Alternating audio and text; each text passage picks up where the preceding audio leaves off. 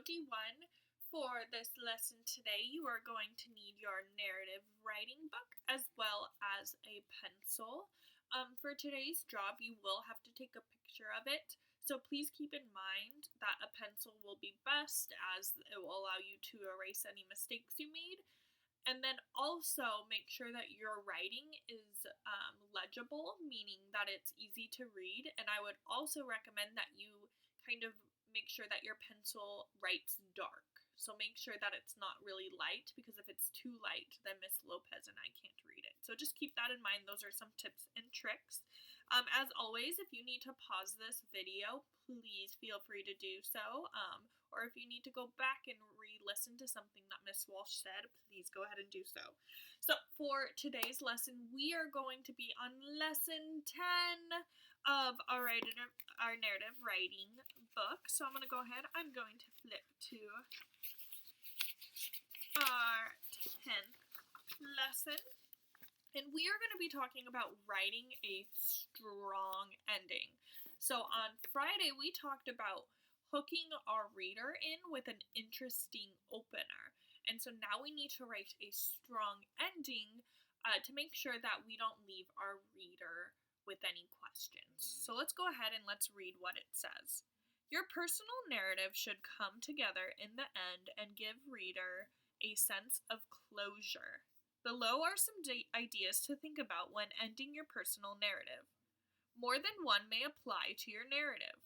Write 1 or 2 sentences in each of the boxes below. Keep these in mind when you write an ending for your personal narrative. And so these are some great questions that are going to help us make our ending for our personal narrative and make sure that our reader doesn't have any questions left at the end. And so again, your job is to make 1 to 2 sentences for each box. I will let you know now that not every box is going to apply to your story. And if that happens, that's okay. You need to have at least 3 of these boxes, though, filled out. So, for example, when it says what conflicts were resolved, maybe that doesn't apply to your story. And that's, again, okay. So then you would just write, does not apply. So I'm going to go ahead, I'm going to model for you some sentences that I think will help kind of answer these questions, as well as help me think of how I want to end my story. And again, you're not going to use these sentences directly in your story. You're going to want to make them even better when we are writing our story, but these are going to kind of help you start thinking about how you're going to end your story. So our first box says, what conflicts were resolved? So in my story, I'm on my ride, and Harry Potter needs our help to escape Gringotts. So what conflicts were resolved? Harry needed our help to escape Gringotts.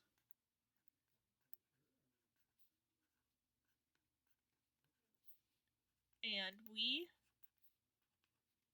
were able to help him escape.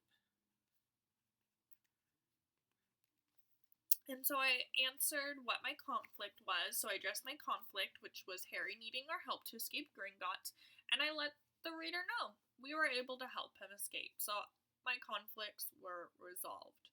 My next question says, how did you feel about your experience? And so remember, we're talking about family vacations, and for a lot of you, you were talking about how excited you felt about your experience, and so this is where you're going to talk about that. So how did you feel about your experience? I was super grateful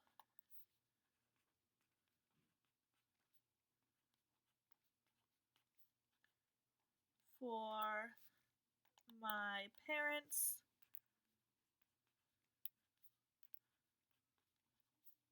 taking me on this trip.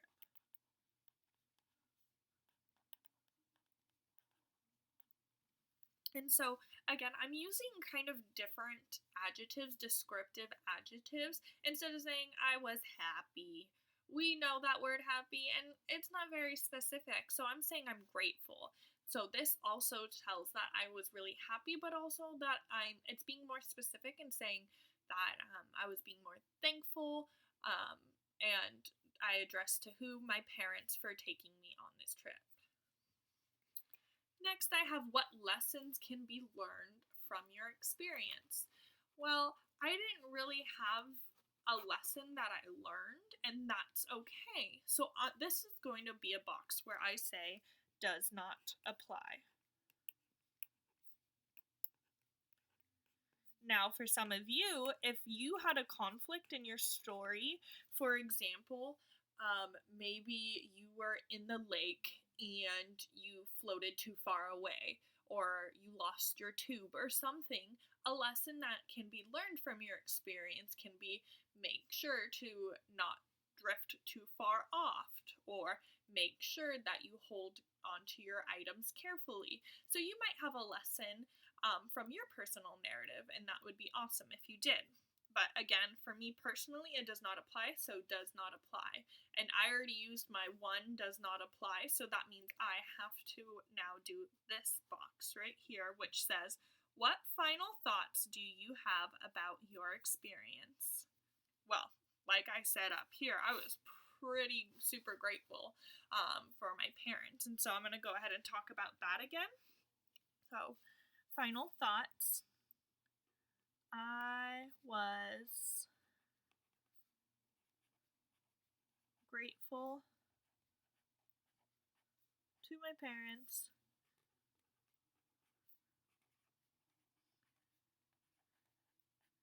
and I'm going to add some more information so that way I'm not just writing the same thing again. I was grateful to my parents and in awe by how accurate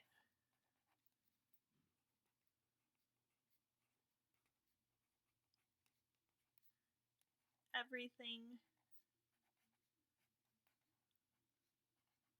looked.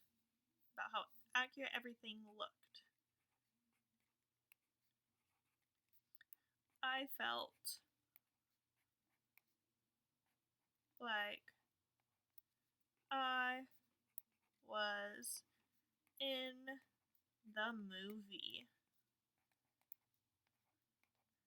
And so again, I took kind of this idea right here and I stretched it out and I expanded it. So I said, I was grateful to my parents and in awe by how accurate everything looked. I felt like I was in the movie. And so these are going to be some ways to help guide you when we start to do our rough draft later this week. And create our ending. Remember, we are going to be making multiple paragraphs, and our paragraphs have 5 to 6 sentences. So it's really important that you do take the time to answer these different boxes and that you come up with ideas for whether it was what conflicts were resolved, how you felt about your experience, a lesson you may have learned, and any final thoughts you have as well. And again, if you have questions, Miss Walsh and Miss Lopez are always here to help you. Please just send us a message and we will do our best to support you guys. If you have any questions, just let us know. All right, bye D1.